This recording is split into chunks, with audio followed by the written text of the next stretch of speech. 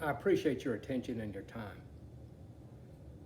When Donald Trump was hospitalized, he received Pepcid because Pepcid was associated with favorable outcomes. I think that Pepcid was an excellent idea. However, I wanted to include this warning that Prilosec and proton pump inhibitors are associated with some bad outcomes.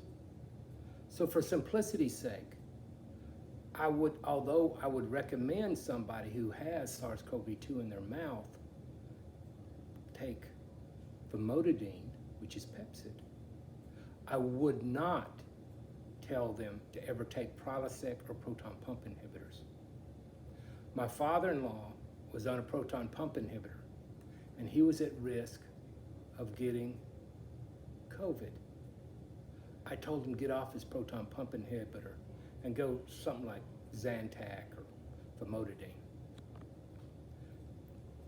Thank you very much for your time and attention today.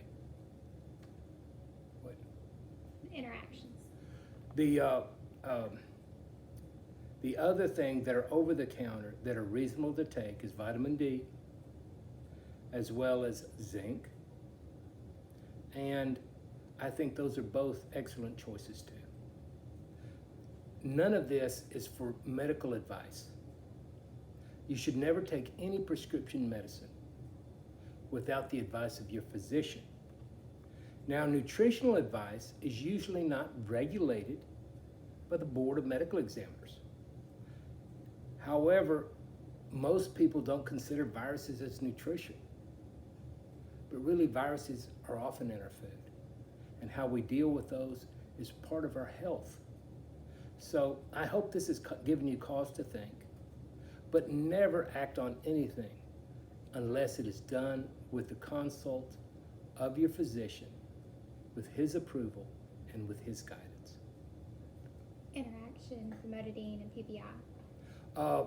There is not, to my knowledge, any interaction between famotidine and proton pump inhibitors like Prilosec.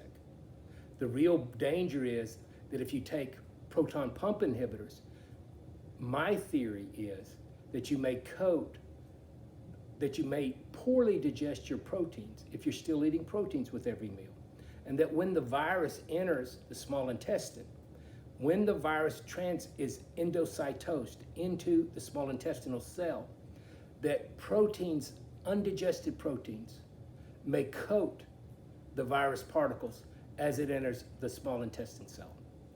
And I think that is the reason why proton pump inhibitors have too many undigested proteins.